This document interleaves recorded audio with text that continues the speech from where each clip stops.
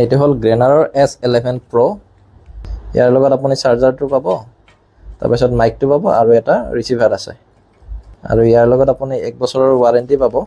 এইটো only manufacturing ডিফেক্টত দিয়ে ইহঁতে। চ' এইটো মই কিনিছিলোঁ ফ্লিপকাৰ্টৰ পৰা। ফ্লিপকাৰ্টত আপোনাৰ 1500 পৰিছিলে এইটো। আপোনালোকে ল'ব পাৰে, মই ডিছক্ৰিপশ্যনত লিংকটো দি দিম, তাৰ পৰা বাই কৰিব। যিহেতু মই মাইকটো ল'লোঁ, এতিয়া মাইকটো টেষ্ট কৰি চাওঁ।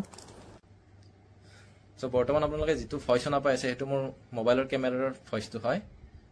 মই এতিয়ালৈ এই ৰিচিভাৰটো মোবাইলত লগোৱা নাই। চ' লগোৱাৰ পিছত গম পাব যে মোৰ এই মাইক্ৰফোনটোৰে ভইচটো কেনেকুৱা যাব।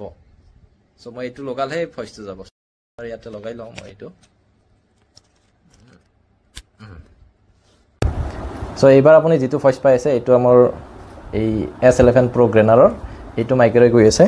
চ' ইয়াতে এটা বাটন আছে, এতিয়া যদি আপোনালোকে চাই এইটো নইজ কেঞ্চেলেশ্যন লেভেল 0, তাৰমানে এবাৰো এক্টিভ কৰা নাই। চ' মই ইয়াতে এবাৰ প্ৰেছ কৰি দিম, এবাৰ ব্লিংক কৰিছে। ডেট মিনছ এইটো মোৰ লেভেল 1। চ' লেভেল 1ত আপোনালোকে ফেনৰ চাউণ্ডটো শুনা পাব।